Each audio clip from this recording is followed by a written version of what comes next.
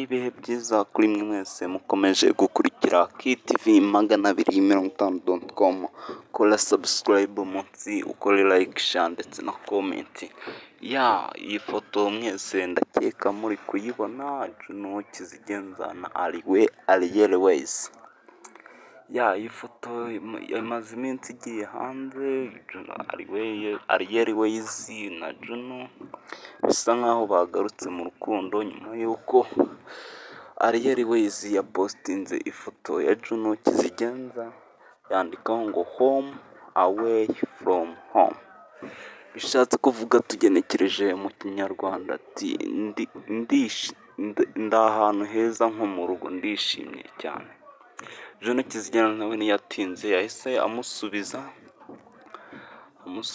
HT, asa nkaho amusubiza ati home away from the home.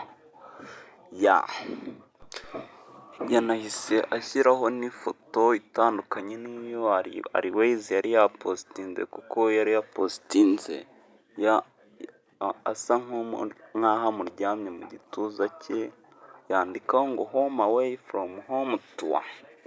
Ndetse bari gupanga no kujya outside, bagiye guhurira i Burayi muri tour. Ndabona mwese muri kubibona kuri screen yanyu, bagiye gukora igitaramo ndetse bashaka no kuzahura kuri stage.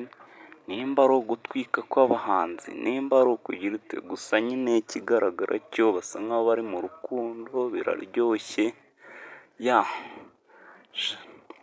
Nizere ko abantu mwese mwakishimira kubona Juno na Airways basubiranye nk'uko byahoze, baratwitse bagize ute.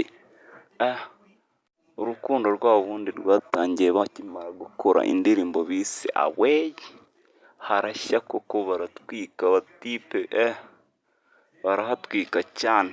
Ni imwe muri couple mu Rwanda zahatwitse fresh, ni imwe mu ndirimbo yabagise Away kure cyane, kuko ni indirimbo yakunzwe 2021 na n'ubu nkeka ko iri mu ndirimbo zikunzwe zazamuye umuhanzi Airways. Urabona hari hahiye.